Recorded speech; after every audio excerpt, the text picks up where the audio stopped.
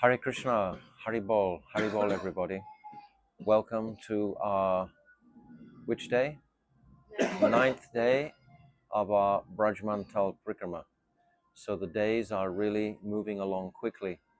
My Gurudev always used to regularly say every few days, and no accident or misfortune has befallen on us.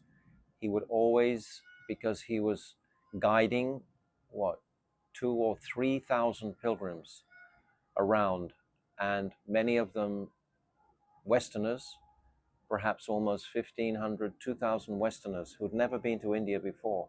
So anything could happen. My Gurudev was wise to that. So he was always very grateful to the higher authorities, Yogamaya, etc., to protect us from many pitfalls. And we never, in the whole time, I was there for maybe 19, 20 years, we never had any type of real mishap.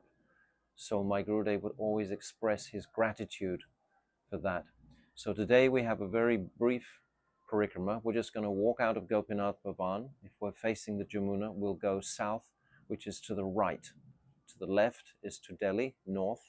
So we're going right. And we're just going to go a little bit down to Jhadu-mandala.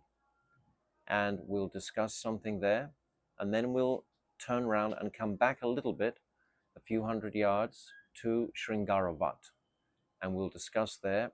And then we'll go straight into our Damodarashtakam discussion today, hopefully, if there's time. So that's our schedule today. But first we'll do our kirtan.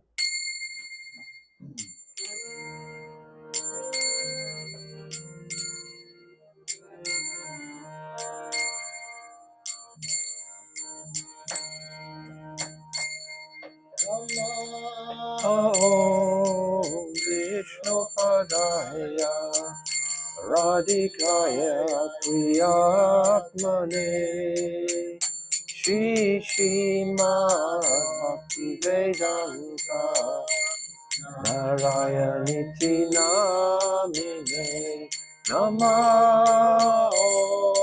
Vishnu Padaya Krishna Prasthaya Bhutale Srimate Bhakti Vedanta Swami Iti Namine Namaste Saraswati Deve Gauravani Pracharine Nirvishesha Shunyavadi Achyadhyadeshatarine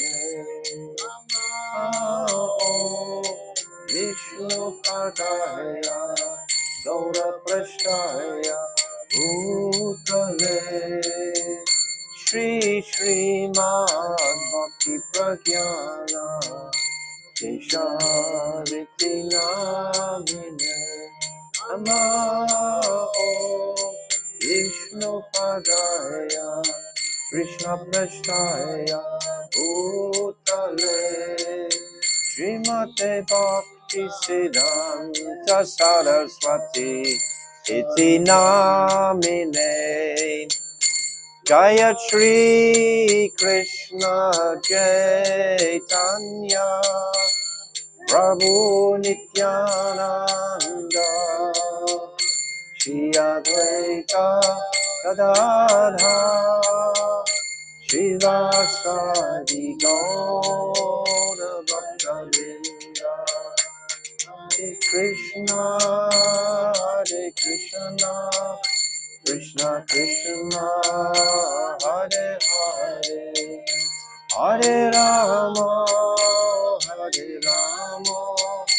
Rama Rama Hare Hare Hare Krishna Krishna Krishna Hare Hare Hare Rama Rama Rama Hare Hare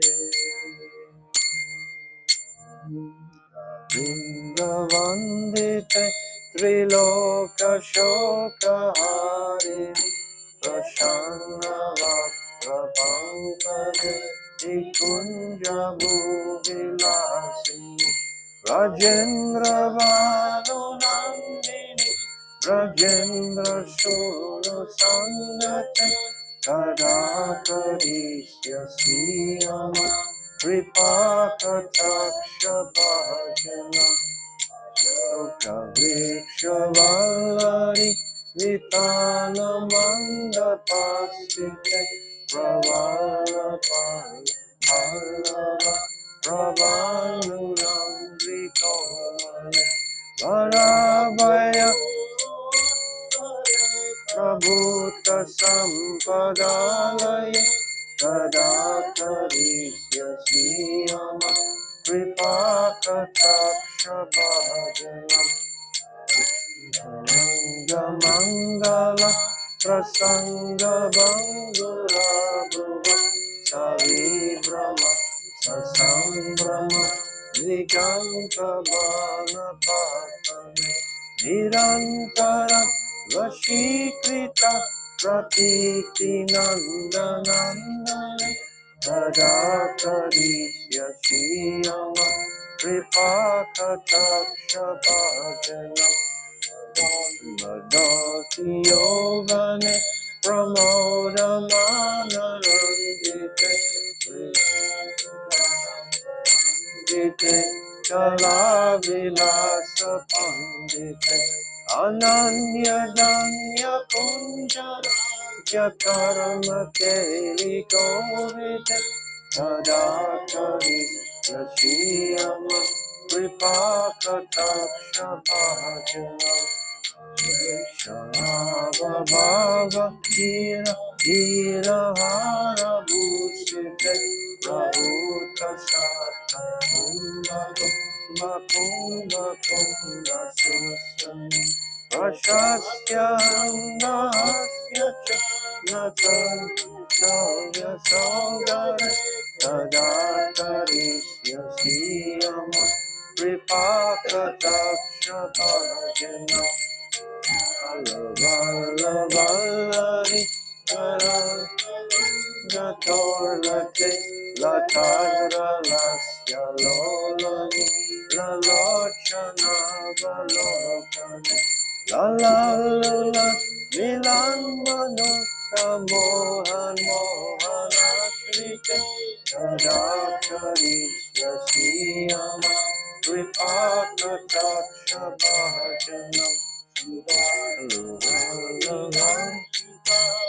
Eka Kambu Kantake Trisutra Mangaliduna Triratna Dipti Diti Salola Nila Kuntala Prasuna Gusha Guntite Adakarisya Siyama Kripakataksha Bhajanam Vimbalambamana Pushpamekaladuri Prashastaratna Kinki Kalapamadya Manjala Indra Tunda Dandika Varoha Soba Goruke Kadakarisya Siyama Kripakataksha Bhajanam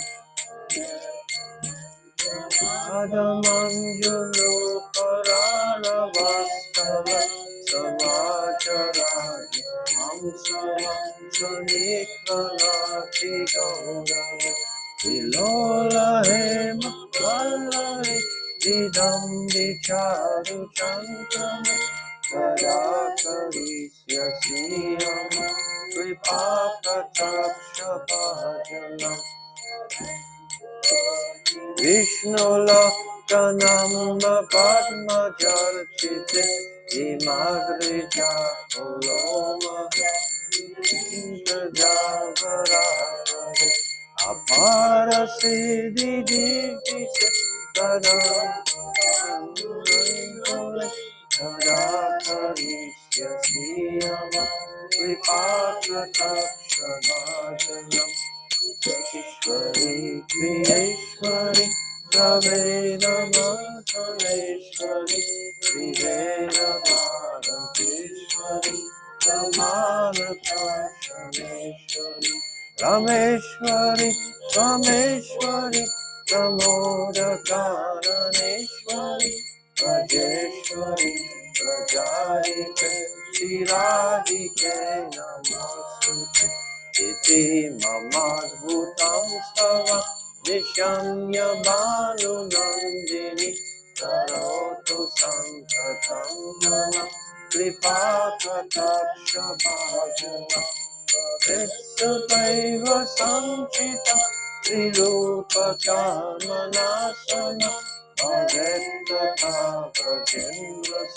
Srngaravata Parikama Kada Karishyasiyam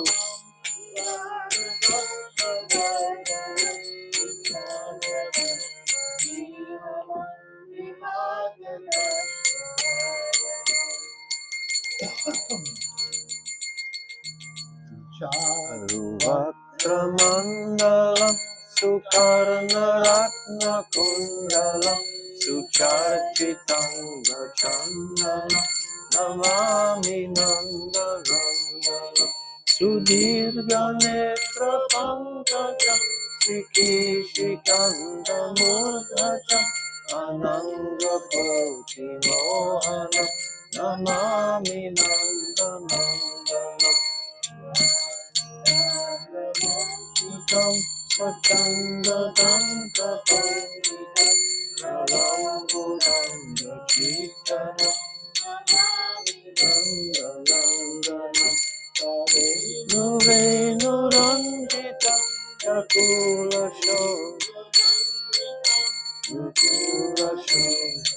Shobhana Namami Nanda Sundara Duti Sudakara Amulya Ratna Bhusana Namami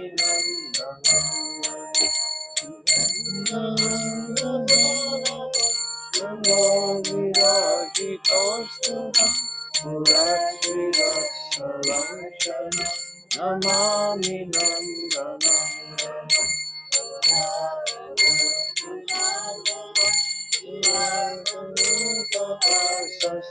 Surendra-garva-moksha Namami Nandanandana Nayakam Nayakam Rajendra Namami Nandanandana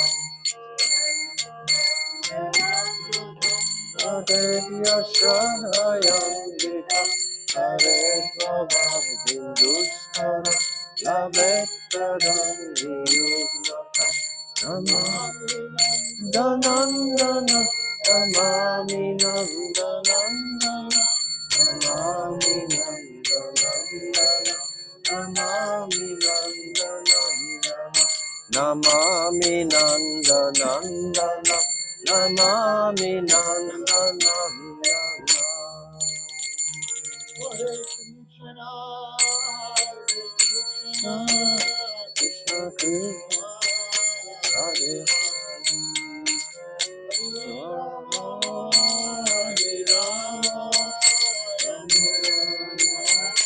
Hare Hare Hare Krishna Krishna Krishna Krishna Hare Hare Hare Rama Rama Rama Hare Hare Hare Krishna Krishna Krishna Hare Rama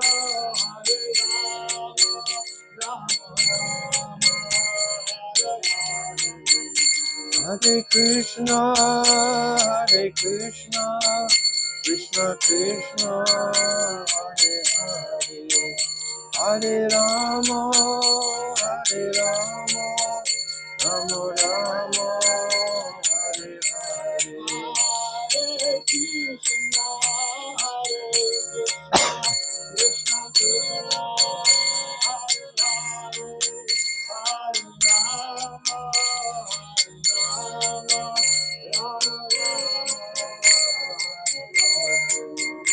Hare Krishna, Krishna Krishna, Hare Hare, Hare Rama, Rama Rama, Hare Hare. Hari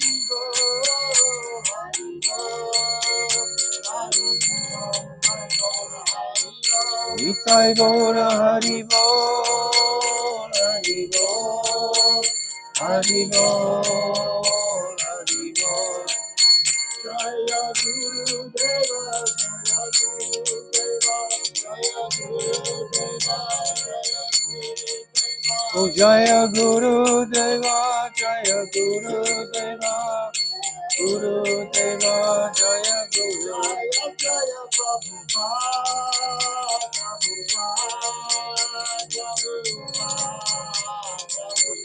Jaya Jaya Prabhupada, Prabhupada, Prabhupada. Gaura Premanandi, Hari Hari Bol. Jai Shri Shri Guru Garanga Ganhavika Giridhari, Radha Madan Mohan Ju Ki Jai, Radha Govinda Dev Ki Jai, Radha Gopinath Ju Ki Jai, Radha Damodar Ju Ki Jai, Nityananda Rai Ki Jai, Jai Sachinandana Gaura Hari Ki Jai, Jai Nitya Lila Pravishta Om, Asto Tarazara Shishimad, Shila Bhakti Vedanta Narayan Goswami Maharaj Ki Jai. Jai Nitya Lila Pravishta Om Astotar Shishimad Shila Bhaktivedanta Swami Shila Prabhupada Ki Jai. Jai Nitya Lila Pravishta Om Astotar Shishimad Shila Bhakti Pragyan Keshav Goswami Maharaj Ki Jai. Jai Jagat Guru Nitya Lila Pravishta Om Astotar Shishimad Shila Bhakti Siddhanta Saraswati Goswami Prabhupada Ki Jai. Jai Paramahamsa Mahabhagavat Shila Gauri Kishodas Babaji Maharaj Ki Jai. Jai Saptam Goswami Shila Satchidananda Bhakti Vinod Thakur Ki Jai. Jai Vaishnav Sabhavama Jagannath Das Babaji Maharaj Ki Jai. Jai Shila Baladev Vidibhushan Gaudi Varantaracharya Ki Jai. Jai Shila Vishnath Chakravarti Thakur Ki Jai. Jai Narottam Srinivas Shyamananda Prabhu Treya Ki Jai. Jai Shila Krishna's Kaviraj Goswami Ki Jai. Jai Shri Rup Sanatan Shibata Raghunath Shri Jiva Gopal Bhattadasa Raghunath Sat Goswami Prabhu's Ki Jai. Jai Swarab Damodar Rai Ramananda Gauda Parsada Ki Jai. Namacharya Shil Haridas Thakur Ki Jai. Prem Siga Hosi Krishna Chaitanya Prabhu Nityananda Shri Advaita Gadadhar Shivasati Shri Gauda Bhakta Vrinda Ki Jai. Shri Shri Radha Krishna Gopinath Shamakund Radha Kund Giri Govardhana Ki Jai. Vrindavan Dham Ki Jai, Navadvip Dham Ki Jai, Ganga Jamuna Ki Jai, Brihat Mridanga Ki Jai, Sankirtan Yagya Ki Jai, Nam Bhajan Ki Jai, Grantaraj Srimad Bhagavatam Ki Jai. Jagannath Baladev Subhadra Sudarshan Chakra Ki Jai, Nishingadev Bhagavan Ki Jai, Gopeshwar Mahadev Ki Jai, Purnamasi Devi Maharani Ki Jai, Antadvip Mayapur, Simantadvip, Gautramdvip, Madhyadvip, Koladvip, Ritujit, Janadvip, Mogandvip, Rudvip, Atmataganavadvip Dham Ki Jai, Bandiravan, Badravan, Belvan, Lohavan, Mahavan, Madhuvan, Talvan, Kamudvan, Bahulavan, Vrindavan, Kadiavan, Kamyavan, Vraja-mandala Ki Jai. Urja Vrat Ki Jai, Damodar Vrat Ki Jai, Niyama Seva Ki Jai, Chatumasya Vrat Ki Jai, Bahulashmi Ki Jai, Bahulashmi Avirbhav Ki Jai, Anantakota Vaishnava Vrinda Ki Jai, Gauda Premanandi, Hari Hari Bol. Om Aginati Mirandasya Gyananjala Shalakaya Chakshu Unmilitam Jena Tasmai Shri Guruve Namaha Gurave Gaurachandraya Radhikaya Tadalaye Krishnaya Krishna Bhaktaya Tadabhaktaya Namo Namaha Yam Pravajantamana Petyam Apeti Krityam Dvaipaino Viraha Katara Ajuhava Putre Titam Mayatayo Tarabo Binidustam Sarvabhutam Munimrun Hide Anatoshmi Anapita Chirim Chirat Kurunavaratino Samarapaitam Unnata Ujvala Rasam Svabhakti Shriyam Hari Purata Sundarata Tikatam Dasatipita Sudha Hridare Kandare Spuratu Vasachinandanaha Bhaktya Vihina Aparara Lakshay Shiptas Chakarmari Tarangamadye Kripa Maitvam Sharanam Prapana Brinde Namaste Charana Ravindam Bhajami Radham Aravinda Netram Smara miradam madhurashmitasyam Vadamiradam karuna bharatram Tato mamanastikatena kapi Tavaivasmi najivami tvaivina Iti vignaya radhe tvam nayamam charantikam. I'm first of all offering millions of Dandavat pranams unto the lotus feet of my beloved Gurudev, Nitya Lila Pravishta Om Asto Tadasara Shishimad Srila Bhaktivedanta Narayan Goswami Maharaj. And I'm offering the same again millions of times unto the lotus feet of our beloved Nitya Lila Pravishta Om Asto Tadasara Shishimad Srila Bhaktivedanta Swami Srila Prabhupada. And all our illustrious Rupanuga Guru Vargya and all the Vaishnav and Vaishnavi devotees of the Lord, my Dandavat pranams to all of you. Vanchakalpa Tarubhyascha Kripa Sindhuvevacha Patitanam Pavanebhyo Vaishnavebhyo Namaha. So, as I said previously, today is a very short walking day. We just come out of the Gopinath Gaudiya Math, and perhaps not even half a mile south along the bank of the Jamuna. We go to our right and we come to Jhadu-mandala, this very small altar, kunj place. It's just got three walls and a gate, and it's not large, but this is the area of the Jhadu-mandala. When Shyamananda Prabhu, under the guidance of Jiva Goswami, we discussed quite a lot the other day about Shyamananda Prabhu and his speciality and glories, the disciple of Hridaya Chaitanya, and he took shelter of Jiva Goswami, along with Narottam and Srinivasacharya. The three of them were together in the ashram of Jiva Goswami. And Jiva Goswami asked Shyamananda as a seva to please sweep this particular kunj where we're standing now. So daily he would come and he would sweep the kunj with the appreciation that just last night, Radha, the Sakis, Krishna, different gopis would be there performing different types of ras. They would be performing all types of lila in this very place. And therefore, there was need in the morning time to sweep with the jharu. So Shyamananda one day is sweeping and he discovers this ankle bell, nupur, and it's shining very brightly, like any object would shine brightly that has come from the transcendental realm. And immediately he understood that, oh, this has come from a very sacred personality. So he remembered the words of Jiva Goswami previously instructing him, if you ever find anything of value in the kunj while you're sweeping, then you should give it back to the owner. Don't give it back to anybody else. So Shyamananda Prabhu was holding on to that nupur, and he was waiting to be approached by anybody, any owner of that. And then two young Kishori Sakis, they came and they requested him, oh, Swamini, she has dropped her bell here. Did you find it? Have you got it?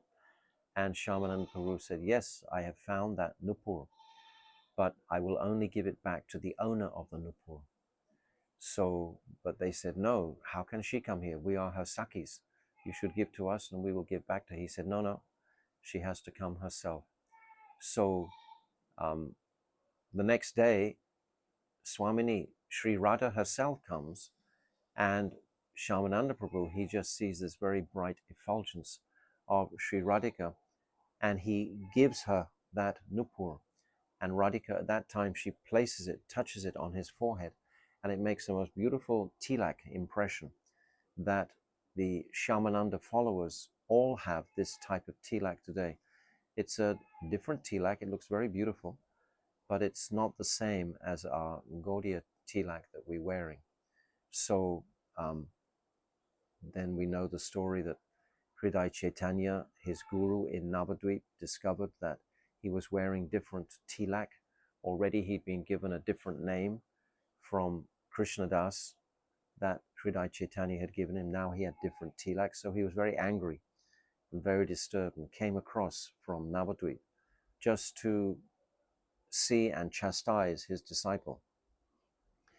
In those days, the gurus were very strict indeed on any breach of etiquette, because this was a new mission, in a sense, that Mahaprabhu was establishing. It hadn't been established previously, so everything had to be completely correct. So this different tilak was very disturbing for Hridaya Chaitanya. And he came very angrily and chastised Shyamananda Prabhu, who didn't say anything in response. But that night, Hridaya Chaitanya had a dream, and in the dream, Sri Radhika appeared in his dream and said she is the one who placed that tilak mark on his forehead, so he should accept it nicely. And of course, instantly, Hridaya Chaitanya, he accepted that as a bona fide mark, as blessing directly from Sri Radhika on his disciple Shyamananda Prabhu. So from that time onward, all of Shyamananda Prabhu's followers, and he had thousands and thousands of followers, especially in Orissa, they all wore that type of tilak. It doesn't make it a sectarian, different philosophy at all. They just have a different tilak. If we choose to create sectarianism, we can do that anywhere, but it wasn't with that intention that Sri Radhika had given this exquisite tilak to Shyamananda Prabhu. So this is the pastime that we hear when we come to this place. There's also another pastime here. We see in another small sort of room, practically, right next to this place, is a large grinding mortar, which was used for grinding wheat. And there was one elderly lady there, Brijbasi lady, and she would make her livelihood by grinding the wheat for the Brijbasis.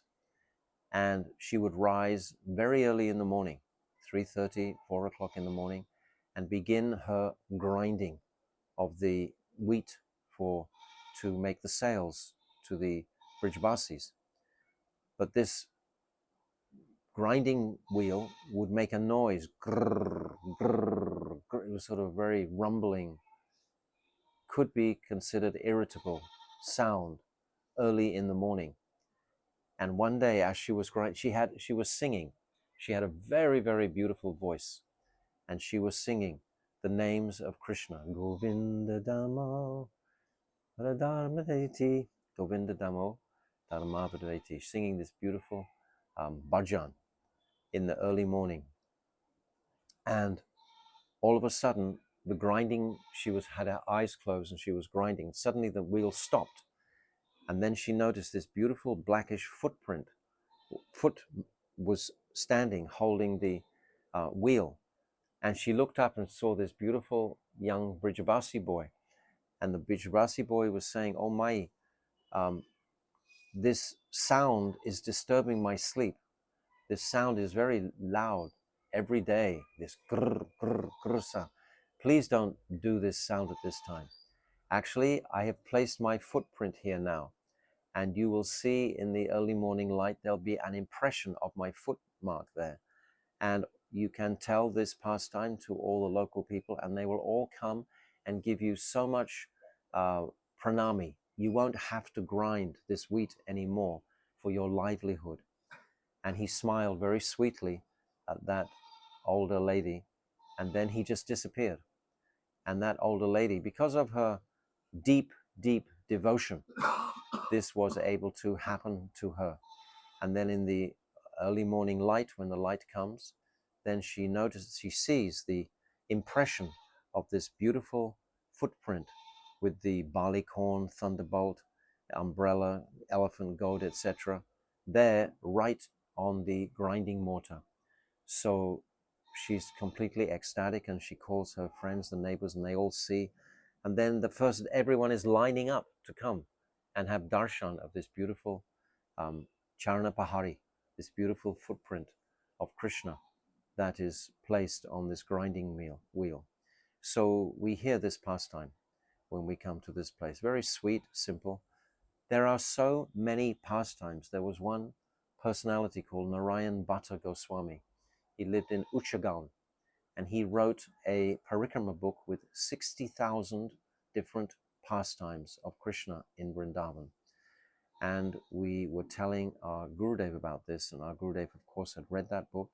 But he said there are so many more pastimes. Every single time that Krishna takes a step in Braj, it constitutes a pastime activity. This is why the Goswamis would sleep under a different tree every night, to hear the different pastimes that the tree would relate during the evening time to the Goswamis, so they would hear all those pastimes.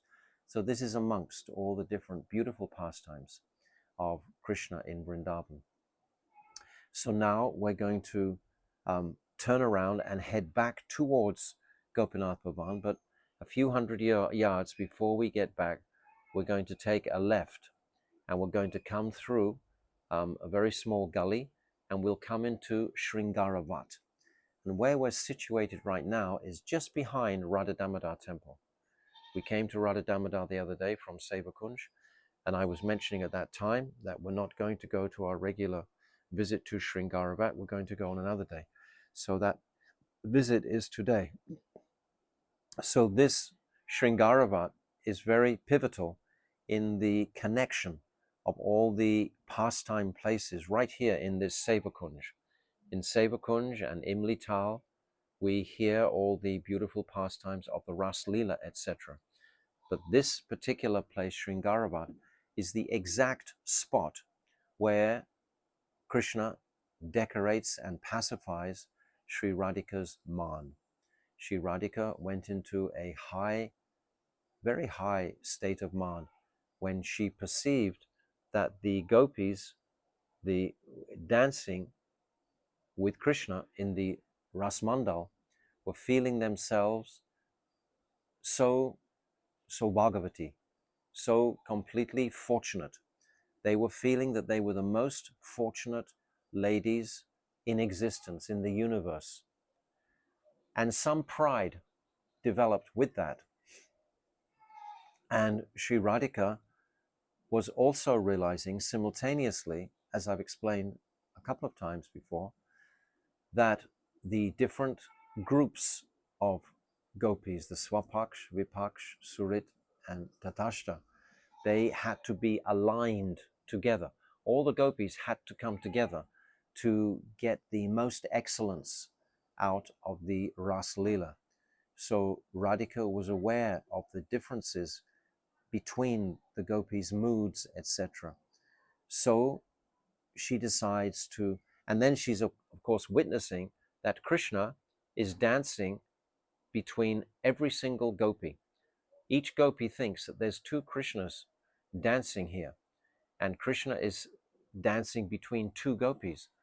But it's described that Krishna is going so fast, we cannot imagine its astonishing speed. And because he's not expanding himself, he's just moving very, very quickly. And the simple example, like a glowing rope end, if you spin it around very fast, it looks like a complete circle of fire. That's how you make it. So Krishna was like that. It was just a single ember of fire, but it was going so quickly around, it looked like a complete circle. So this is how Krishna went to all the different gopis, and not only going to them, but he's wiping their perspiration, he's embracing them, he's acknowledging them, he's connecting with each of them. It's not like just an impersonal dance at all. It's a totally reciprocal exchange. So none of the other gopis, of course, can perceive this, but Radhika can. She's in the center, and Krishna is coming back to her all the time. As she turns around one way, then Krishna, he spins around the whole circle, and then when she turns back, then Krishna's there again. But Radhika, she can see Krishna dancing with all the gopis, and she's aware that they're not sufficiently acknowledging her as the queen of the ras. For the ras to be, Krishna is aware that Radhika is the queen of the ras. This is the dynamic. And the other gopis at this point, because of their Sobhag Avati, their fortune, they are thinking, they're not thinking about Radhika. They're all Radhika's Kaya Vyuha. They're all coming from, manifesting from her body. So this is, there's something is missing here in the realm of purest love. Their purest love and regard and respect and affection for Radhika is omitted. Krishna just has this, but the other gopis are not having it to the same degree. Certainly not the Vipaksh, the Surit, or the Tatashta. The Swapaksh, they are. So Radhika, she leaves the Ras Leela and she comes to this place of Srngaravata. This is where she hides, knowing that Krishna cannot live without Radhika. Krishna can't stay without Radhika. Radhika knows that emphatically. Chandravali, she can't go into Man because she also knows that Krishna doesn't love her to the same degree that he loves Radhika. If Chandravali decides to go into Man, she might go there for weeks and Krishna doesn't come and find her. She doesn't have that. She knows that Krishna is not attached to her to the same degree that he is to Radhika. But Radhika, she knows very well that Krishna, he has to come. And the very second that Radhika leaves the Ras, then Krishna leaves the Ras. And it describes that it's like a river in full current. Krishna leaves like an elephant walking against the tide of the affection from all the other millions and billions of gopis. They are all showering him with their affection, and they're all seeing him leave. And it's like a lordly elephant. Only an elephant can walk upstream against the current. So Krishna is walking like that against the current of the gopis' affection and attraction. And then he comes to this Shringar-vat, and he begins to decorate Sri Radhika. In this Shringar-vat where we've come, it's a very, very beautiful place because it's always swept by the sweet breezes from the Jamuna. It's practically right on the very bank of the Jamuna. When you come out of the gate, the Jamuna's right there. And it's always swept by beautiful, clean breezes from the Jamuna. And it's very sort of open and spacious courtyard. There's a huge tree in the center. And just behind there's two sets of deities. There's Gaunitai, because this is also where Nityananda Prabhu came. So he's celebrated there. But in front of that, there's another little altar. And behind that altar, there's like a walled section, like a small little tiny garden. And in there is where people, the Brijbasis, place flowers and so on. And this is the very spot where it's described that Krishna, he decorates and pacifies Radhika's man. And together they become very joyful at that time. And then they start walking through the forest, as we've described previously. But this is the place where Krishna decorated Sri Radhika. And it's also the place where Nityananda Prabhu, he came here when Nityananda was, before he came to Navadvip, and he was constantly crying out, Kanaya, Kanaya, Kanaya, where is my Kanaya? Where is my Krishna? Where is my Krishna? He knew that Krishna had advented, but he didn't appear to know where he was. And he was weeping and crying here in Srngaravata. Of course, he's Baladev, so he knows exactly what the pastimes are in each of the places. And his just weeping and weeping in ecstasy at the pastimes.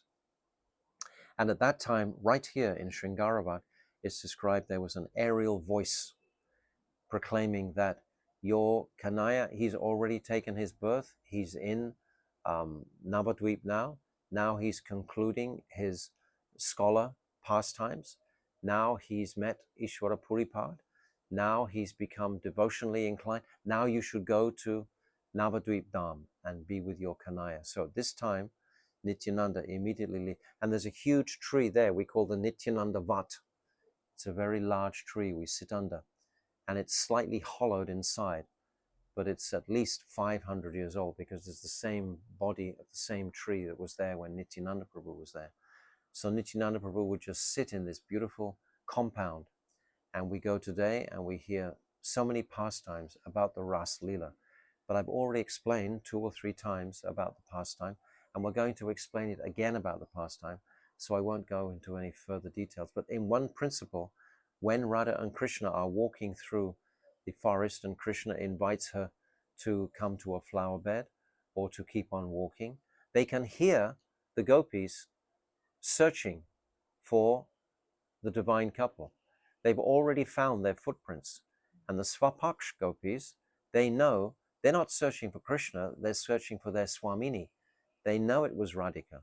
Anaya Radhito Nunam Bhagavan Hare Ishwara. Yanno Vihaya Govinda Pritoyam Anayad Raha.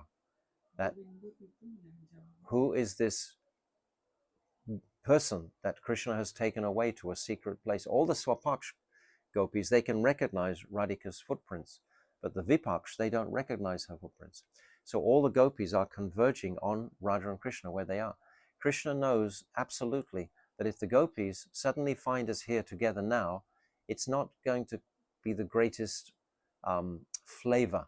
The gopis are going to be somewhat unhappy that I just took Radhika away. But if they find Radhika and she's completely devastated in separation, their hearts are going to completely be wrapped around Radhika, and they're going to acknowledge the height of Radhika's separation mood. So both of these things. So Krishna knows he has to leave at this point. This is when he goes to Imlital. And this is when the gopis, they come. And Radhika, she's in the height of her Vipralamba Bhav.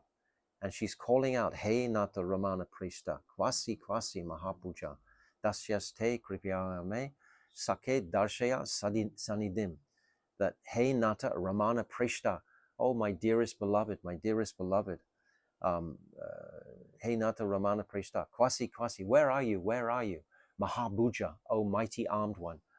Dasyaste Kripyame, please, Kripaya, have mercy on this wretched Saki.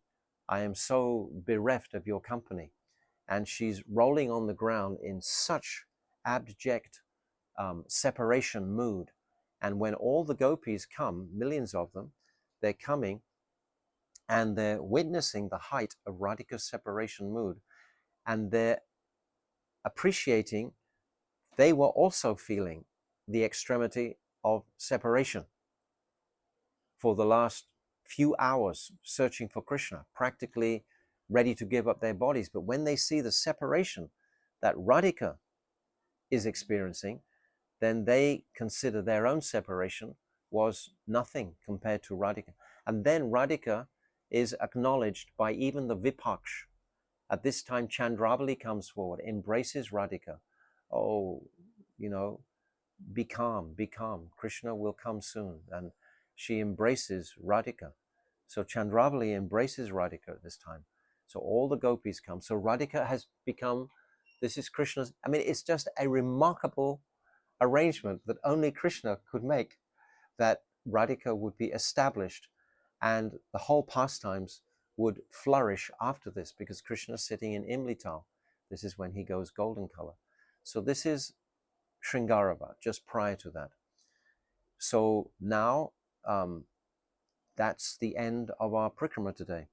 These are the 2 places which are on the list for our Parikrama. So now, presumably, we will go back to the mat and have kirtan, etc. But for us today here, I want to take advantage of this open space, so to speak, to begin to speak something of the, is the camera facing the right place? Yes. Okay. Okay. So I want to begin our Damodarashtakam. And every day we are chanting this, or twice in a day, we're chanting this Damodarashtakam. And my Gurudev would describe this daily, and every single day it would be different. It would be a different flavor he would bring out from it. But just a little bit of history initially is that it's described that Satyabrat Muni, he, in the 8th canto, you can note it if you like, in the 8th canto, in the 24th chapter, in the 58th verse, it's described that Satyabrat Muni becomes the son of the sun god, Vaivashvatu Manu. So this Manu, that Satyabrat Muni is, this is just the historical context for when this incredible poem, bhajan, manifested from the heart of Satyabrat Muni. That was in the Chakshush Manvantara. That means the Manvantara prior to this Manvantara, right? There's 14 Manus in the day of Lord Brahma.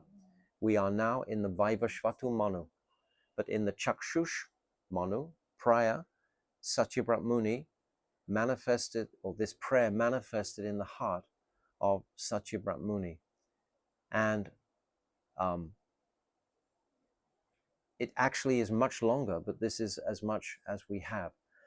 And Satyabrat Muni is described having a desire to witness directly this pastime.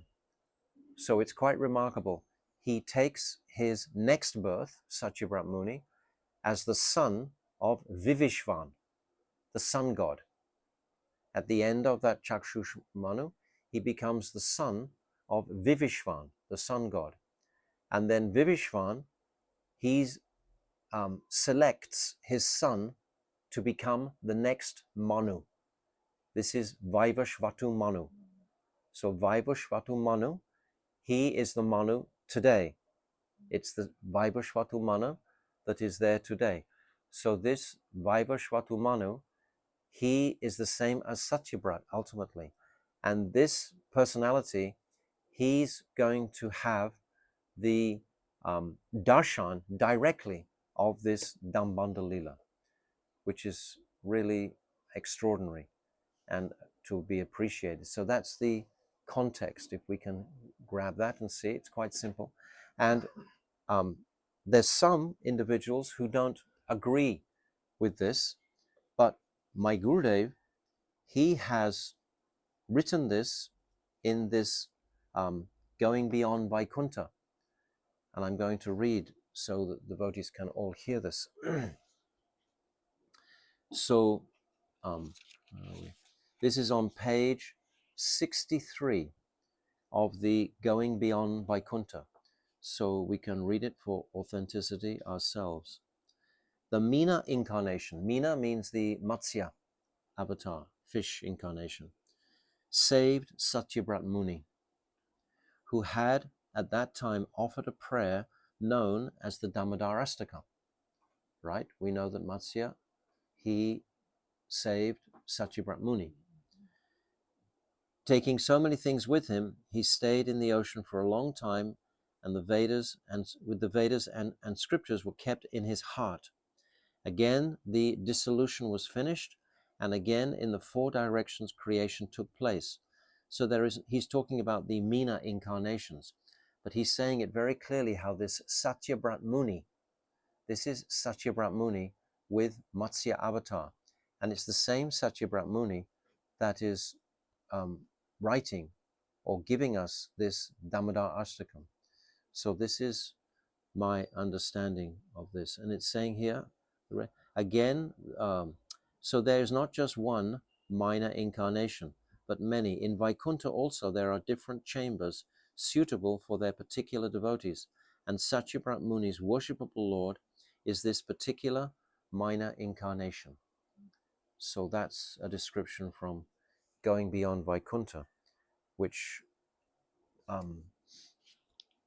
also there's a slok in the 5th canto, where 5th canto, 18th chapter, 24th verse, and it's saying Shukadev continues, in Ramanyaka Varsha, where Vaivashvatu rules.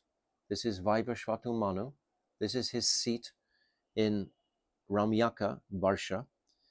Krishna appears as Lord Matsya, and at the end of the last era, the Chakshush Manvantara, Vaivashvatu Manu worships Lord Matsya in pure devotion. So this is again from the Bhagavatam in the 5th canto. In both instances, it's saying about Satyabrat Muni worshipping Matsya.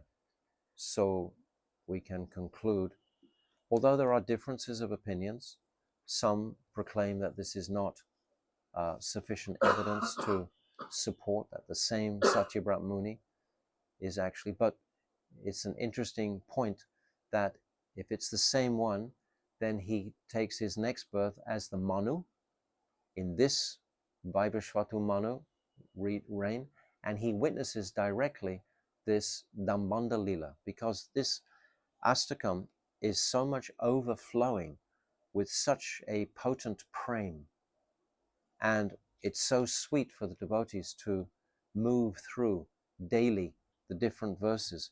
So there's 8 beautiful verses, and it's like evolving through. We see in the very first line, this Ishvara, it's like an Aishwarya conception in the first line, but Satyabrat Muni only gives it one line of the whole verse, and then he goes straight from there into the Leela. And Param Gurudev, Bhakti Pragyan Keshav Maharaj, he describes this very beautifully. So I'm just going to read a little bit from the beginning. It's on page 6 of the Damodarashtakam book, where Srila Bhakti Pragyan Keshav Maharaj begins his commentary.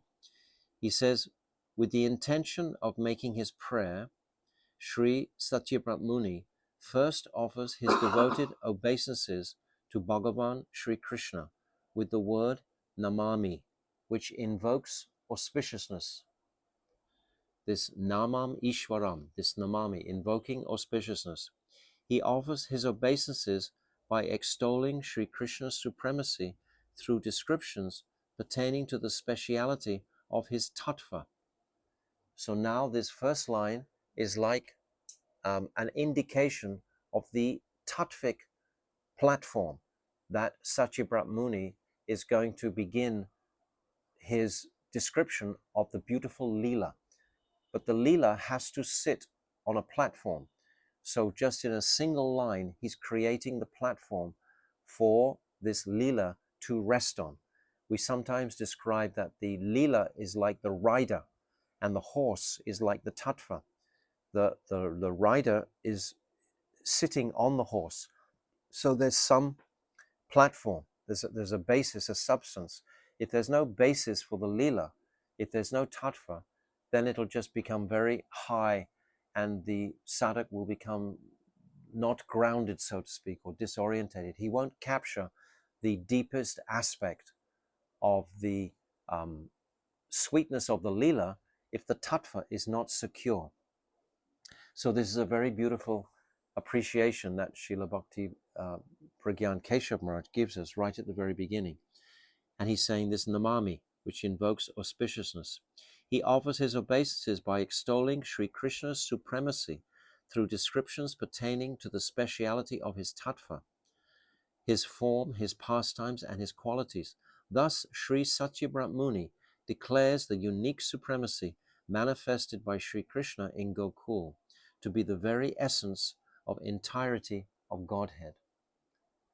So we must know simultaneously, this is the beauty of Raganuga Bhakti, that we understand, because especially verse 4, Varam Deva Moksham, we go into a complete appreciation of what is Raganuga Bhakti. It can't be anything else except that mood of Rag Marg.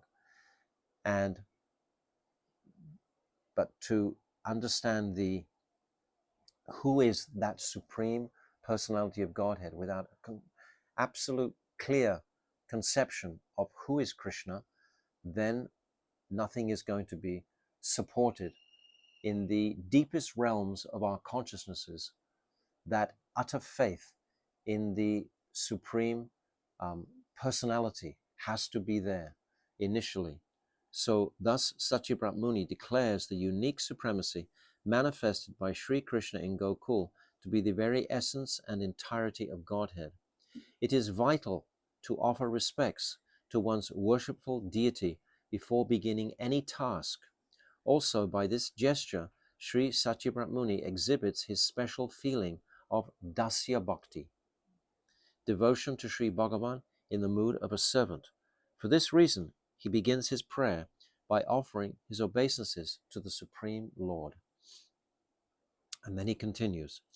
It's saying in the commentary of Sanatana Goswami, he discusses these first tattvas, these Krishna tattva, to relish the beauty and sweetness of the Leela that's about to ensue. So he describes three aspects about tattva to understand. He says, to whom am I offering obeisances? To Ishvara, the supreme controller. And he is Sarva Shaktiman, the possessor of all potency. This is the first appreciation. Sarva Shaktiman, the possessor of all potencies. And then he is Jagat Ekanath, the sole Lord of the entire world. So two. This is number two. And then thirdly, Nija Prabhu, my own dear master. So he brings it back to his heart. My own dear master. It's still the master, but he's my own dear master. So you catch this beautiful mood here? This Sarva Shaktiman. He's the possessor of all potency. And then he's Jagat Ekanath. He's that one supreme Lord. Actually, in the beginning of Bhakti Rasamrita Sindhu Bindu, where it's describing the beautiful verse, Anya Vilasata Sunyam, there are 6 conceptions directly glorifying who is the Supreme. The Supreme is that personality who has no material qualities. And he is that personality who has only transcendental qualities. And he's that possessor of all potencies, like it's saying here, that Sarva Shaktiman. He's Swayam Bhagavan, and he's Rasaraj. He's the possessor of all rasa, and he's Swayam Bhagavan. He's the original Supreme Lord. So there, in the description about what is Tat Padartha Gyan. Tat Padartha Gyan means knowledge of Krishna. Without having this foundation of knowledge of Krishna, how can we go further? Without having the conclusive tattva. So he doesn't have material qualities, he has only transcendental qualities, and he's the possessor of all potency, and he's Achintya Sarva Shaktiman. He's that inconceivable possessor of all qualities. And he's Rasaraj, or Raso Vaisa. He's that complete holder of all ras. It's emanating from him. It's inspired by him. He's the inspiration for that. And then his Shakti manifests the actual ras from his inspiration. And then there's Swayam Bhagavan, who's the original Lord. So this is the tattva of Krishna, which is established in the first line. Namamishwaram Satchit Ananda Rupam. Just in this first line is saying so many things, so much. So then it carries on. I am offering my obeisances to that Ishvara. In the first facet of Ishvara, the possessor of all potency, Sri Satyabrat Muni seeks the potency to offer prayers in glorification to Bhagavan. So in his mood of submission to Bhagavan, he's seeking Bhagavan's shelter to give him potency to manifest this prayer that's being inspired within his heart. This prayer is manifesting from the heart of Krishna originally, and it's coming into the heart of Satyabrat Muni. But again, Satyabrat Muni needs the potency of Krishna to manifest this prayer into this world. Bhagavan, the Supreme Lord. The second facet, the sole Lord of the entire world. This is this Jagat Ekanath, the sole Lord of the entire world, conveys that Ishvara is alone his topmost worshipful and praiseworthy Lord. So he's making that very clear. Who is that Supreme Lord? And finally, in relation to the last facet of Ishvara, that he is my own dear master, Sri Satyabrat Muni expresses his own special bhakti for the Lord. So three facets they called here in the commentary. Very beautiful to appreciate. 1, 2, 3. Evolving through stages of sweetness and coming to speciality. How is Ishvara manifest? Addressing this question, Sri Satyabrat Muni says, Ishvara is manifest as the beautiful form of concentrated, pure, eternal existence. Well, that was the one I missed out when I was saying those 6. One of those was Satchit Ananda Vigraha. I knew I'd missed out one of them. So this 6th one, Satchit Ananda. So these are all there in the Bhakti Rasamrita Sindhu.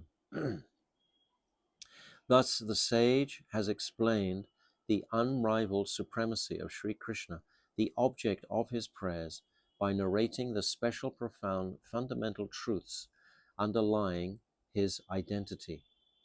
So this grounding, this platform has to be established. And this is established. It's very interesting that it's only one line.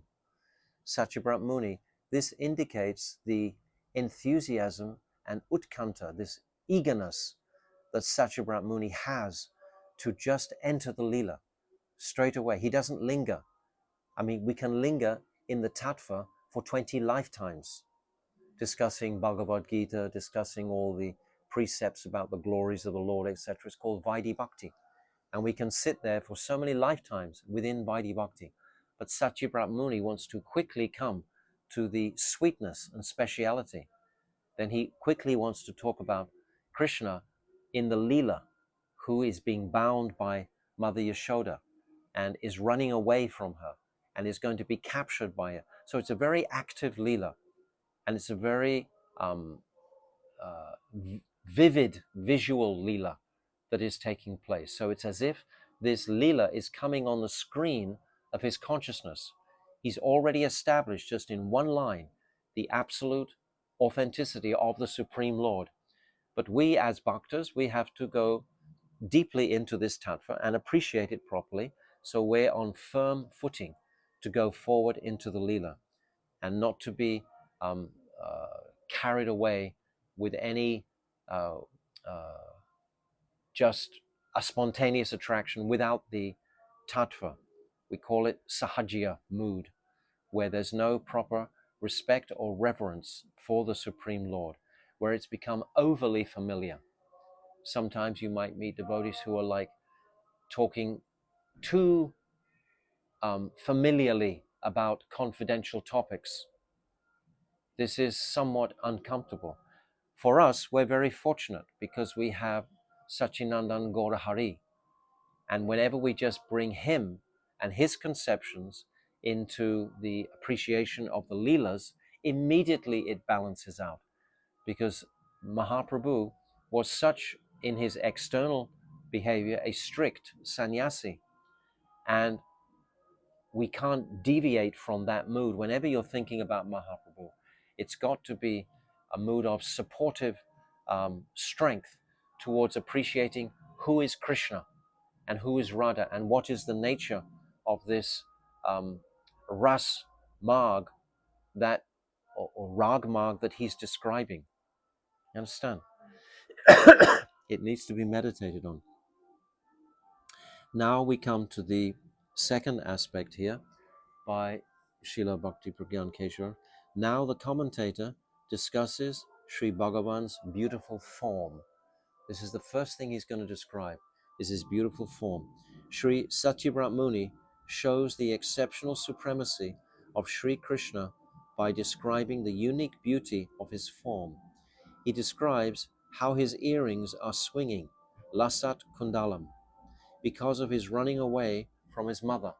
So straight away, this visual impression is coming on the screen of his consciousness. This is what he's seeing in his trance when this is manifest.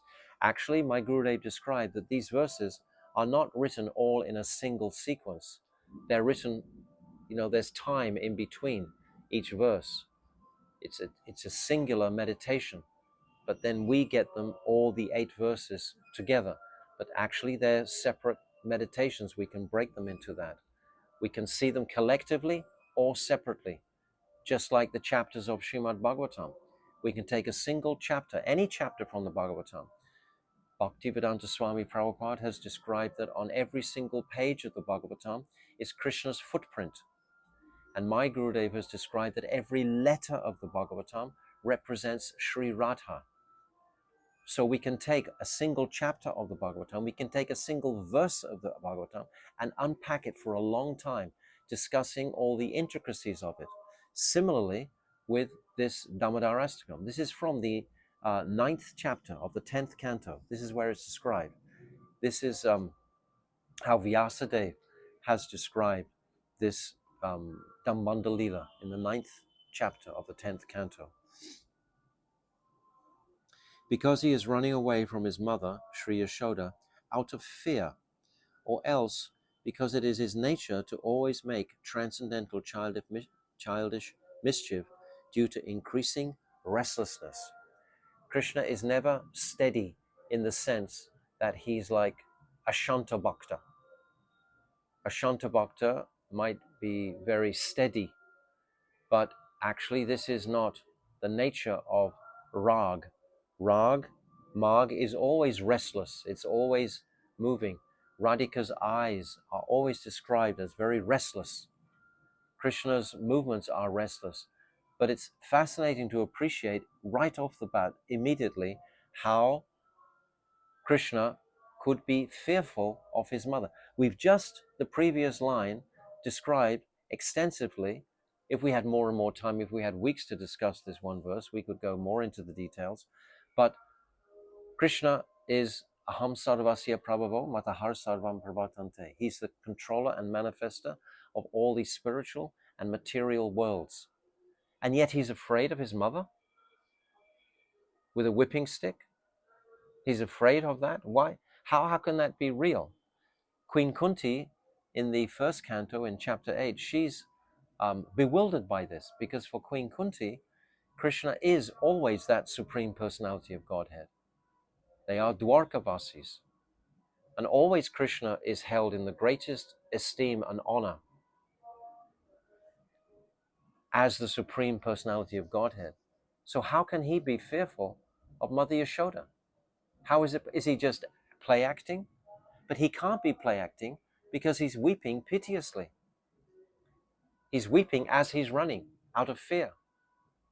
So Queen Kunti describes this directly to Krishna. She's saying she's bewildered by this. And she is bewildered because she's in Aishwarya Bhav. She's not in she hasn't the adhikar to be in that Madhurya Bhav. She hasn't got that adhikar to be there. And we can think in our practices, well, how come I'm even hearing about this? What adhikar do I have? But this is the process, to constantly hear about these topics, and then some type of attraction will gradually come in the heart, and it will become a genuine greed, because all the progress in Rag Marg depends on this one point of greed, lolyam, this rag. Without this greed and enthusiasm, this utkantaha, then nothing will really transpire.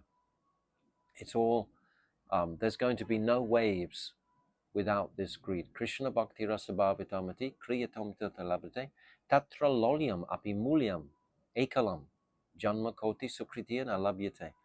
This Rupa Goswami has given this verse. This is the first verse that Mahaprabhu accepts in the Rai Ramananda Sambhava. He says, yes, this is okay. And from this point, then it just becomes more rasik within that Rai Ramananda Sambhava. So try to connect all these dots. I'm just throwing out various hints, but for the sincere sadhak who wants to really enter into this Damodarashtakam, then we need to appreciate these pointers, so to speak, where we're coming from. So,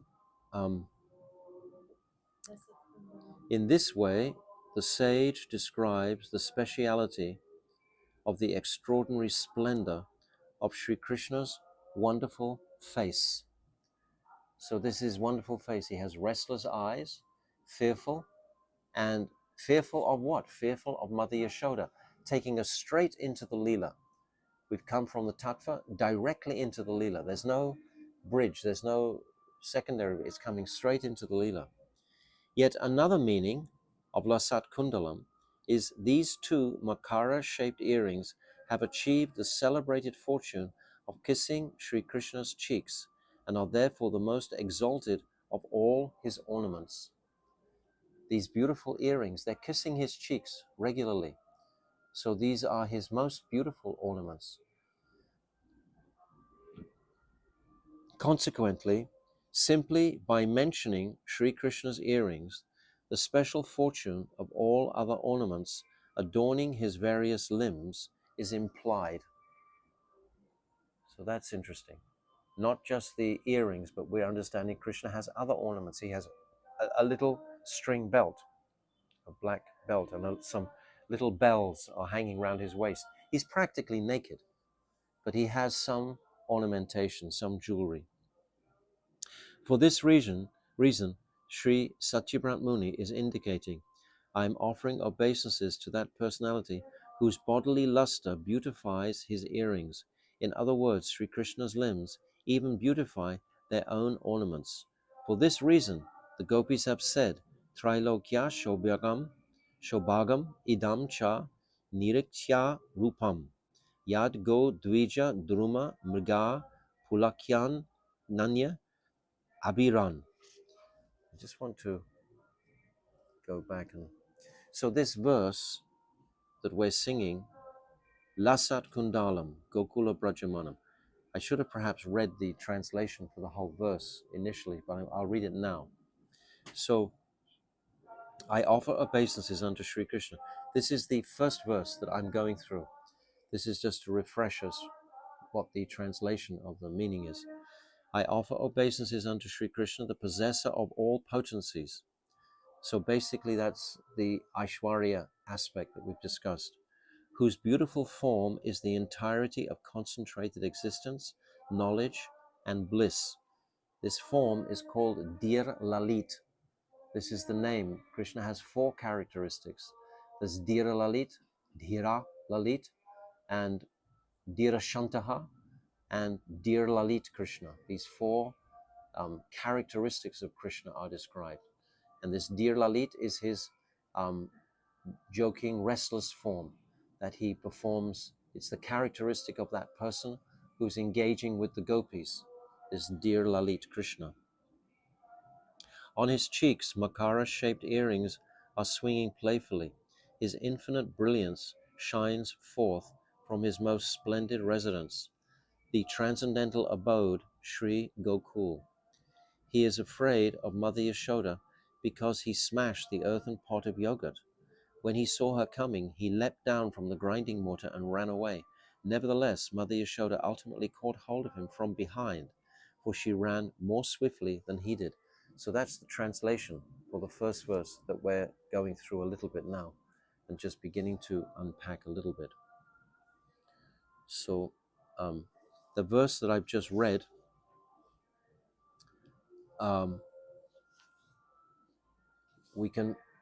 it's talking about Krishna's beauty, and we should understand that Krishna, as Bhagavan, he has 6 opulences. You remember the 6 opulence described in Jivadhamma? There's Angi, which represents beauty. And then there's 3 other opulences. There's strength, fame, and opulence. What did I say? Strength, fame, and opulence. Yes, these 3. Strength, fame, and opulence. And then that makes 4. And then the other 2 opulences, they're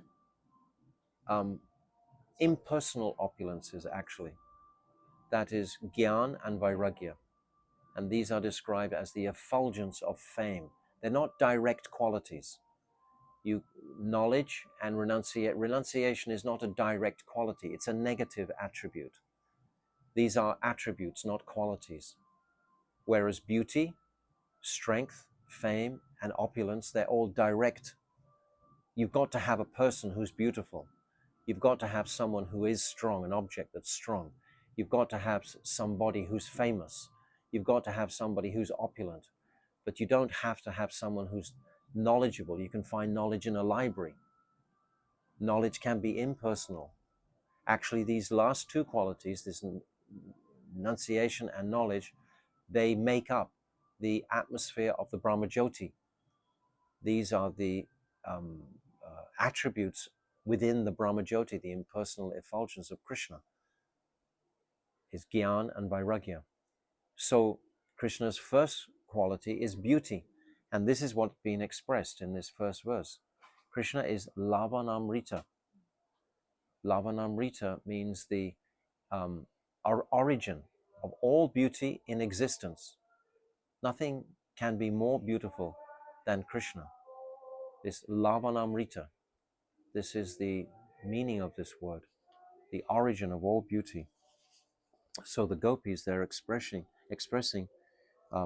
Krishna's beauty here in this verse that Srila Bhakti-Bhagavan Keshav Maharaj has described. He's saying, "Dear Krishna, as a result of beholding your beautiful form, which has enhanced the fortune of the three worlds, even the bodies of the cows, birds, trees, deer, and others have erupted with horripilation. Is it at all surprising then that your beautiful form bewilders us?" This is how the gopis are speaking to Krishna. How can Krishna's form not bewilder us? It's attractive to everybody. Everyone in existence is. What the name Krishna, what does the name Krishna mean? It means all attractive to every single entity in existence. Krishna has that quality. That's very beautiful to consider. The name Krishna means all attractive.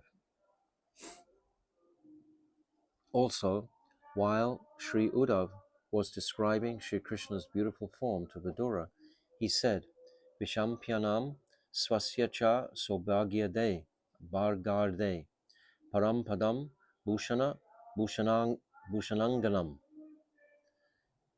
This is from the third canto, and this is the translation for this is, Sri Krishna's form is so captivating that even he is astonished when he sees himself. His beautiful form embodies the topmost limit of exceedingly good fortune and opulence. Indeed, ornaments usually beautify the person wearing them, but Sri Krishna's form is so beautiful that he actually increases the beauty of his ornaments. In other words, compared to all other divine forms in existence, the beauty of his form is supremely divine.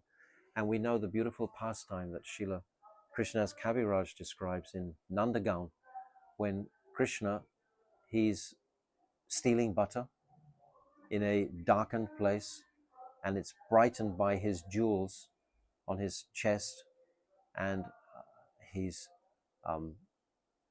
suddenly he sees himself in one of the jeweled columns, and he sees his complete reflection, and he immediately thinks, this is the most beautiful person I ever seen in my life. He's just completely astonished by his own beauty.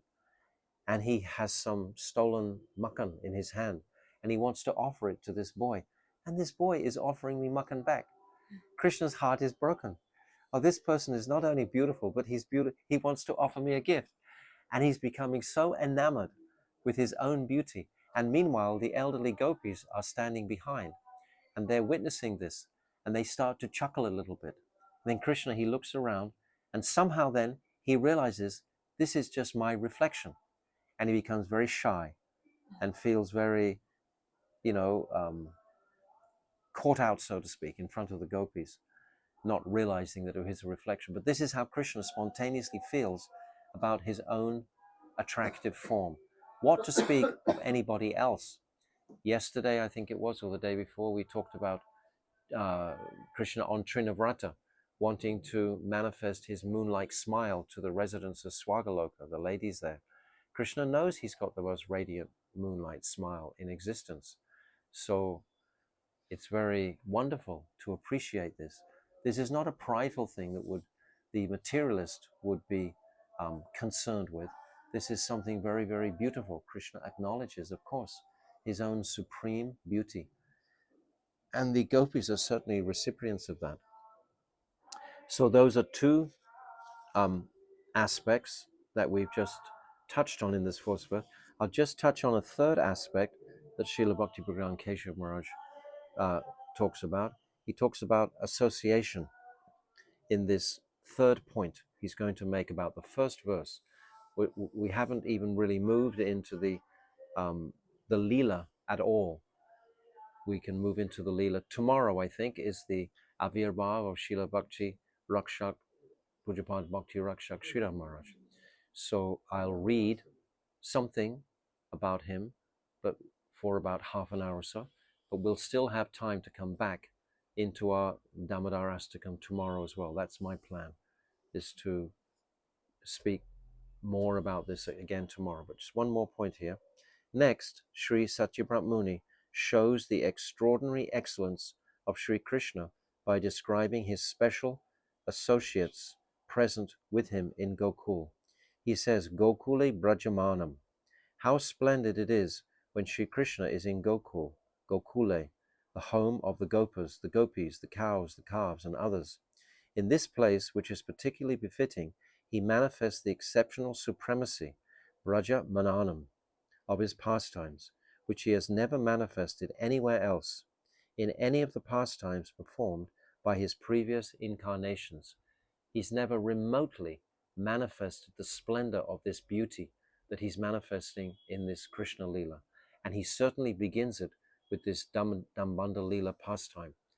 The beauty, everything about this pastime, the reason why this pastime manifested. Again, we talked about the demons churning the hearts of the Brijbasis, but this pastime completely melts their hearts altogether, because Mother Yashoda, her very vital love and attraction for Krishna, it's as if it's been challenged, because Krishna, on the advice of Nanda Baba, because it was Mother Yashoda who bound him, and it was Mother Yashoda's binding that rope that almost got Krishna killed by these collapsing twin Arjun trees. So it's Mother Yashoda's fault. So we won't speak to Mother Yashoda for the rest of the day. This is the worst punishment you could ever give to somebody, is to not speak to them again. So Mother Yashoda for the rest of this day is just totally mortified. So this is the foundation of this whole Leela. And what's going to culminate ultimately is their reunion between this divine mother and her son. So this is what it's all about, churning. This is so extraordinary and special, captivating. Another meaning is that the outstanding environment of Gokul is effulgent with the mood of natural love. So when Sri Krishna is situated there, he is certainly most splendid. Gokul is naturally surrounded by love. It's the pinnacle of the spiritual world, is Gokul. It's higher than Ayodhya. It's higher than Mathura. It's higher than Dwarka. These are very exalted places, but none of them have this madhurya, this spontaneous mood towards Krishna, and none of them have the personality of Krishna, who doesn't know he's God. It's called Mugdata. He doesn't know he's God. It's described he's Sarvagyan, he's all-knowing, but he's also, otherwise how could he be bound by Mother Yashoda? If he knew he was that supreme personality of Godhead, he couldn't be bound. So all of these dynamics are built into this incredible Astakam. All of these considerations for us to appreciate and meditate on. This is also described in various places in Shastra, in the 10th canto of Srimad Bhagavatam, it is described as follows. Chakshush gopi parisad gato rachis tas. Tailokya lakshmya eka padam vapur dadhat. This is from chapter 32 of the 10th canto. Sri Krishna, for whom perfect mystic yogis prepare a seat in their purified lotus-like hearts, appeared as the reservoir of all beauty, unequaled within the three worlds. He accepted the seat offered by the gopis and was worshipped by them. When he sat in their midst, he appeared even more splendorous. Now we come to another consideration which we can carry on tomorrow. I can go a little bit further, perhaps. I'll go just a little bit further. This first commentary of Srila Bhakti-Vedanta Keshav Maharaj can be divided into 4 sections. So this third section is about the association of all the personalities within Braj who are all completely locked in to this loving atmosphere, and they're all a part of this loving atmosphere. The gopas, the gopis, the cows, the calves, etc. This is what was mentioned. This is the association in Braj. Nothing except a mood of complete affection and prem. Now the remainder of this line, beginning with Yashoda, as well as the whole next verse, Sri Satyabrat Muni affirms the unparalleled excellence of his worshipful Lord by describing his extraordinary pastimes. So we've gone from Aishwarya to an appreciation of Krishna's beauty, and now we're coming in the rest of this verse to Krishna's pastimes. He's jumped down from the grinding mortar and he's running away from his mother in fear. All of these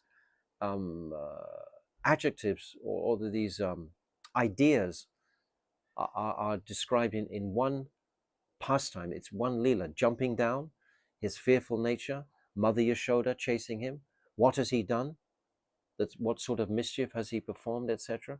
It's all packed into 2 lines. It's an incredible, intense picture that we're getting here in this first verse. So Satyabrat Muni affirms the unparalleled excellence of his worshipful Lord by describing his extraordinary pastimes. Due to its surrounding context, Yashodaya means from his mother, Sri Yashoda. The meaning of Bia is that Sri Krishna feared being punished for breaking the earthen pot of butter, as well as raiding its contents and making other types of mischief. A pot of butter had been hung from the ceiling, high above the ground for protection, but Krishna had climbed upon an overturned grinding mortar and was stealing butter from it. The meaning, Ulutkalt, is when he saw his mother coming with a stick in her hand, he immediately leapt from the grinding mortar and dhavanam, ran away very quickly. So this is the lila that is now going to be described by Satyabrat Muni. So just appreciate the way that the waves are forming in this very first verse. It's remarkable. And then Sri Bhakti Bharan Keshav Maharaj goes on to suggest another verse that is there in the 9th chapter of the 10th canto itself. After climbing on top of the overturned grinding mortar, Sri Krishna began feeding the monkeys to his great satisfaction. So he also knew that was naughty and mischievous. Of course, he's feeding them because as his manifestation as Lord Ram, they perform so much seva to him. And also the crows are there. Remember Jatayu, the crow. Then he's also feeding the crows. And we understand that they actually saved Krishna because Krishna had his back to the door. And when the monkeys saw Mother Yashoda coming in, creeping in like a cat through the door, Krishna didn't see or hear her. But the crows and the monkeys, they saw her and they fled. And that indicated to Krishna, oh, someone's come. Now I have to run away. So this is all packed into this first verse, consideration. So then Krishna jumps down and then Krishna runs. Seeing her son fleeing after being caught making mischief, Mother Yashoda ran after him. She ran much faster than he did and seized him from behind. By describing that she ran much faster than Sri Krishna, with the words Atyanta Tato Drutya. Sri Satyabrat Muni alludes to the exceptional beauty of Mother Yashoda's breasts, hips, and full-figured body, and also indicates her special affection for her son. It's because of her love that she could run faster than Krishna. Krishna was fearful of his mother, but Mother Yashoda, she had the potency of attraction, complete attraction to Krishna. This is why, as the pastime unfolds, when Mother Yashoda is going to begin to try to bind him, her absolute determination, whether she's got to stay there for a whole week, she's going to bind her son. She won't accept anything else. The use of loving address of Gopya instead of Yashodhya signifies that only those who are born in cowherd families have the great fortune of seeing these pastimes. But Satyabrat Muni is seeing this pastime in his vision in Chakshushmanvantara. But then when he becomes the Vaivashvata Manu, in the next Manu, he can actually witness this pastime directly. So these are just some indications of the commentary by Srila Bhakti Pragyan Keshav Maharaj. And I haven't even touched on the commentary of my Gurudev. So I think Srila Keshav Maharaj, he lays out some sort of structure for our examination of the verse and to turn over each word carefully with reference to Shastra and to dive deeply into this remarkable Astakam. So we'll discuss more of this tomorrow, along with glorification of our beloved Srila Bhakti Rakshak Sridhar Maharaj tomorrow. So Damodarashtakam ki jai, Anantakota Vaishnava Vrinda ki jai, Gaur Premanande Hari Hari Bol. Vanchakalpatarubhyascha, Kripa Sindhuvevacha, Patitanam Pavanebhyo Vaishnavebhyo.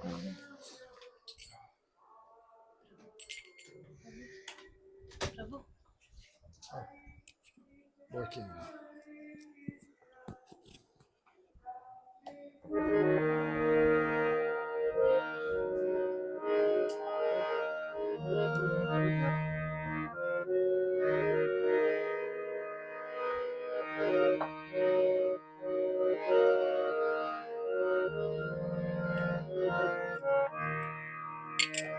Namam Vishwaram Sachidanandarupam Lasat Kundalam Gokule Vraja-mandalam Yashodabiyalukaladavamanam Ayantam Atyantam Gurutya Rudam Tamuhunetra Yugman Vijantam Karam Boja Yugmena Shatankanetam Muhushasakam Bhatinayam Katanta Sita Vaivadam Odaram Bhaktivadam Niti Dritsalila Ananda Kunde Swagoshami Majantam Majapayantam Tadiyashita Yeshu Bhaktajitatmam Guna Pranatastam Satavriti Vande Varam Veda Moksham Mokshvadimva Nachanda Vineham Vadashadapiya Idam Deva Purnata Gopala Balam Sada Memanasya Virastam Samjay Idam Trimokam Bojam Avyakta Nila Dutam Kundale Snigdha Rashasta Gopya Goshamitam Bimba Raktadaram Me Manasavirastam Ranagvachalate Namo Duradam Odarananta Vishnu Prasida Prabhu Dukha Jalabdiganam Vipa Vrishti Vishyati Vinambasano Dhyane Shananga Jnane Pratishtha Vivarama Jaumana Mujaiva Yadvat Swayamachito Bhakti Vajo Pritauja Satta Prema Bhaktin Sakame Priyacha Namakshe Grahome Sri Damodarashtakam Namaste Swadiptidamne Swadiyodharayata Vishwasya Damne Namo Radhikaya Tadiya Priyaya Namo Nandanilaya Devaya Tovyam Namo Radhikaya Tadiya Priyaya Namo Nandanilaya Devaya Tovyam Damodara Jaya Damodara Jaya Damodara Jaya Damodara Jaya Damodara Jaya Damodara Jaya Damodara Jaya Radha Damodara Radha Damodara Radha Jaya Radha Damodara Radha Damodara Radha Jaya Radha Damodara Radha Hare Krishna, Hare Krishna, Krishna Krishna, Hare Hare, Hare Rama, Hare Rama, Rama Rama, Hare Hare, Hare Krishna, Hare Krishna, Krishna Krishna, Hare Hare, Hare Rama, Hare Rama, Rama Rama, Hare Hare. Hare Krishna, Hare Krishna, Krishna Krishna, Hare Hare, Hare Rama, Hare Rama, Rama Rama, Hare Hare. Oh Hare Krishna, Hare Krishna, Krishna Krishna, Hare Hare, Hare Rama, Hare Rama, Rama Rama, Hare Hare. Nitai Gaura Hari Bo, Hari Bo, Hari Bo, Hari Bo, Hari Bo, Hari Bo, Hari Bo. Nitai Gaura Hari Bo, Hari Bo, Hari Bo, Nitai Gaura Hari Bo, Nitai Gaura Hari Bo, Hari Bo, Hari Bo, Hari Bo.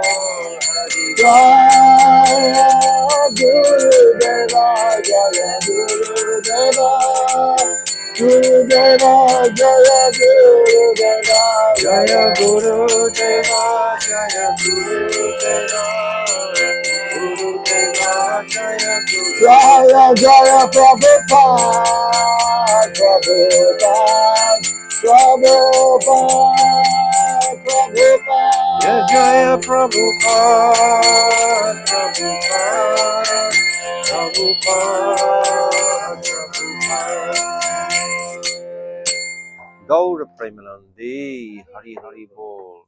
Srila Gurudev ki jai, Srila Prabhupada ki jai, Arupanuga Guru Vargya ki jai, Sachinandana Gaura Hari ki jai, Damodar Vrat ki jai, Urja Vrat ki jai, Chatumasya Vrat ki jai, Niyama Seva ki jai, Anantakota Vaishnava Vrinda ki jai, Vraja-mandala Parikrama 2023 ki jai, Gaur Premanandi, Hari Hari Bol. Vanchakalpa Rubhyascha, Kripa Sindhavevcha, Patitanam pavanebhyo Vaishnavebhyo Namaha.